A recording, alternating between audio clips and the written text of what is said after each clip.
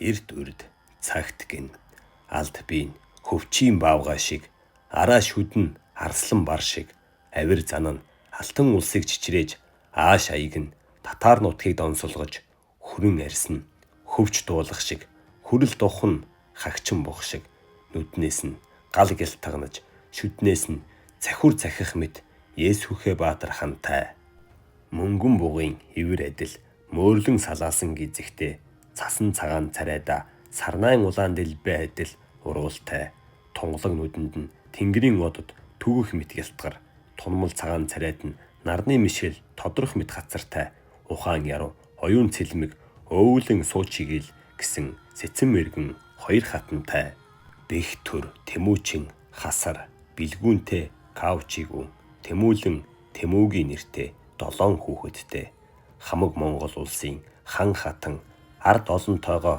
амар амгалан түмэн олонтойгоо төвшин сайхан суудаг ажээ. Есүхэ Баатар хөвүүдээ Баатар болгоно гэд бургасан мөчөр бариулаад булбраа гарын цуцаагаад модон илт бариулж монтгор гарын цуцаан сургах ажээ.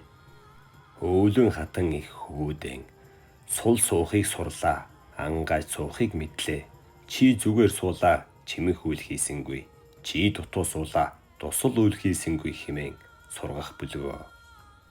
Суучигэл хатан их хөвүүдэн хамаг олноо хамаарсан хам болгоно. Түмэн олныг төвшидгөх төрийн боловсрал олгоно. Хүсэх хүмүүн уйлдэх хэрэгтэй. Хууль засаг хилцэж сурсан дээр зам төвгийг таньсан дээр хэмээн сургах болоо. Гэтэл хан хаттын хөвүүд нь нүдэн дээр залхуураад сургасан эрдэм сураггүйдэд өтгөс дэмч өгүйд өөхөн толгойд болох гээд боргоо хөдлөхгүй бүдүүн бүхс болох гээд бэлэн хон төхөөрч идээд таргалаад ёсгүй гэдэг нэ. Ихэс багшийн үгийг умартаад эрдэм чармаалгасан цагаа гээгээд үглэж дуулах хүмүүнгүй болоод өөхөлж таргалах нэ хитийдэд залхуугаар хориглоод мэдэмгүйгээд ухраад хоорондоо хэрэлдэх болов гинэ. Өвлөн их ах дүүс байж аргаар гачтав. Амраг садан байж ивэр дутав. Өчүүхэнд муудалцаж жижигд бие тоогоод авир сувуу та нар авхаалж дутвуу та нарт ивийг сахих ухаанаа олохгүй. Эрдмийг хэрэглэх явдлаа олохгүй. Өд та нараас өшөөтөн чинь айн уу? Дайсан чинь дарагдана уу? Гэд хашгичин загнав.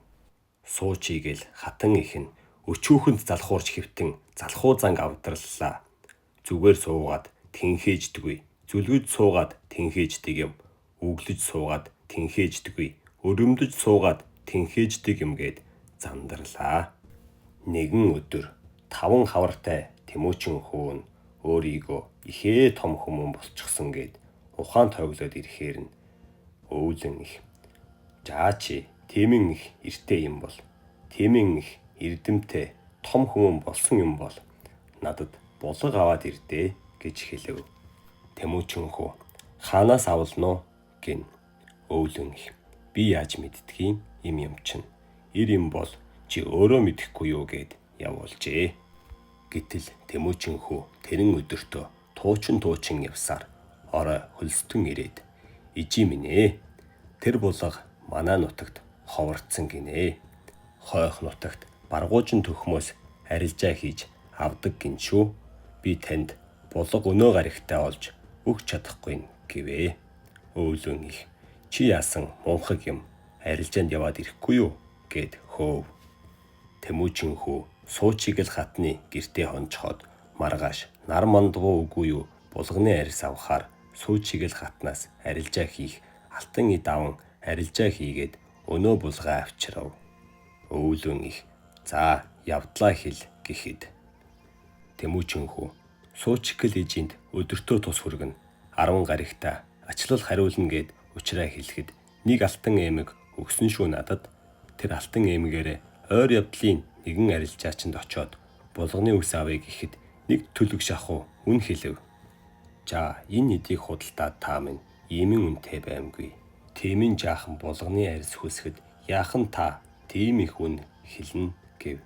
Тэр арилжаачин чи тоо мэддэг юм байна гэж ихэд сайшаагаад алтан эмэгний минь оронд нэгэн хүүхдийн дах хийх булганы үс өгсөн шүү гэв. Өвлөн их. За сайн байна. Наадхаа одоо нэгтгэж оёод өөртөө дээл ой. Энэ өвлийн хувцас шүү. Энийг оёхгүй бол чи өөрөө дээлгүй шүү гэд хатуужуулсан ажээ. Ингээд Тэмүүчин хөвөн тэр хавийн эмэг дээр залгаж ураг хийж сурах гэж, учиг сүвлэж сурах гэж их л завгүй хэд хоног явжээ. Хэдэн гариг дараатай булганы арьсаа жирхэн арьстай хослуулад хурган дотроор чимэглээд хугас торгоор гоёод нэг нүмерэг шиг юм оёод л өмсөн ирвгэн. Түүнтэйгээ тэр өвөлжөн байхад дарамгүй гэж гүржиж байсан ч дал мөрөнд баригдаж байгаа нь харагдаж байсан ч эдэлж байж сурдаг юмгээд инүүгээр нь орхивгэн. Хавар болж дахиад хувцсан багдсан учраас хаврын дээлээ ой гэд ноолуур өгөөд өвлөн их. Зээ. Наатхаа нэхэд хаврын дээлээ урал гэв. Тэмүүчин хүү. Ижи би мэдэмгүй шүү гэхэд энүүгээр олон эмс байхад сураад авахгүй юу чи? Надаас бас асууна уу гэд бас хөөгөөд явуулжээ. Тэмүүчин хүү Минлэгийн гэргийгээс очиж утас эрхийг сураад түүгээрээ нэхэл хийж сураад хэдэн хоног алга болж дээлээ нэхэж хийжээ. Энэ удаа харин биедээ тааруулжээ.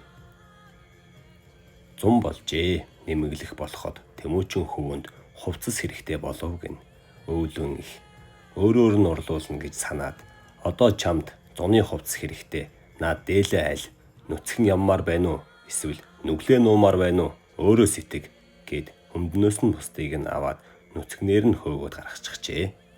Тэмүүчин хүү. Ижи минь ээ. Ядаж даваа өгөмгүй юу гэхэд өвлөн их. Энэ гэр чамд өгөх даваа байхгүй. Өөрөө олоод ав гэд явуулжээ. Тэмүүчин хүү Минлэгийн очоод хөвөөнийхэн дээлийг олж өмсөд хөр хонинд нь явалцж өгөөд хөрөм хийх бор олсон давуу аваад түүгээрээ богтхон цамц хийж өмсөн тэр зунаа барав гин. Намар болоход өвлөн ижигээ дахиад хувцас булаана гэдгийг мэдсэн бололтой Тэмүүчин хүү Минлэгээс энэн жил самансан ямааны ноолуурыг аваад ээрч мөнгнөж байгаад хаятай дээл олоод өмсчихсэн байв гинэ. Үүнээс хойш Тэмүүчин хүү өвлөн ижигээсээ нэххээ болжээ.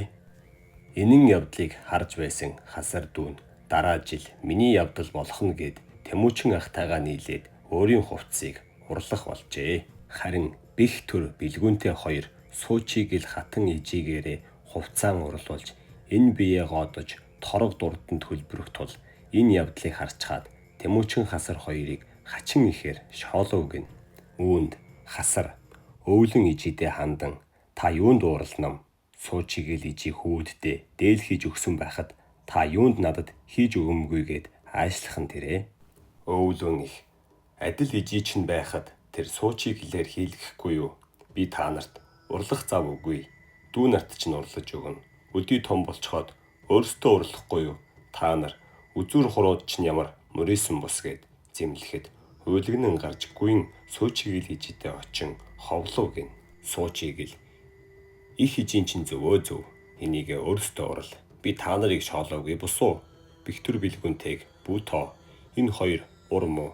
Өнжсөн санжсан юм хийчихвэл би үзэж твчихгүй. Тиймээс уртаагаараа миний хөвөд өөрсдөө урал гэж загчээ. Чингээд хөвөд өөсөө хувцаслаж, өөсөө ойж эхлэн бүр өөсөө торог давуу олж харилжиж ухаанаа зарж сурцгааж эхэлжээ.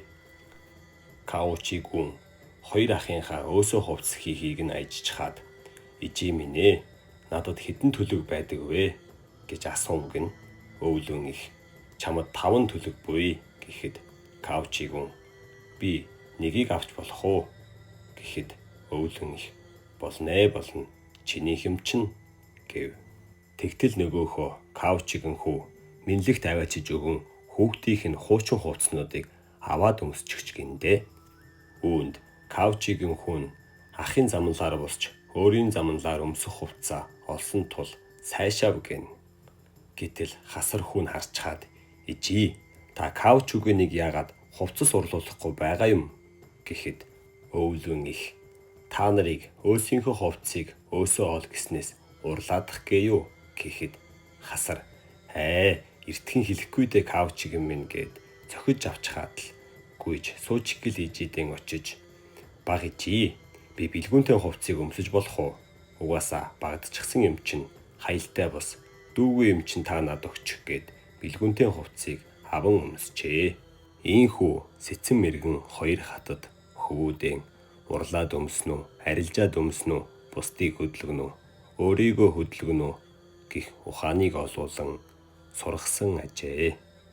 Тэд хөвүүд нь 7 хавар хүрэхтэй өөсийгөө хувцаслаж дийлдэг ижи аваасаа юм нэххэ болсон гэдэг.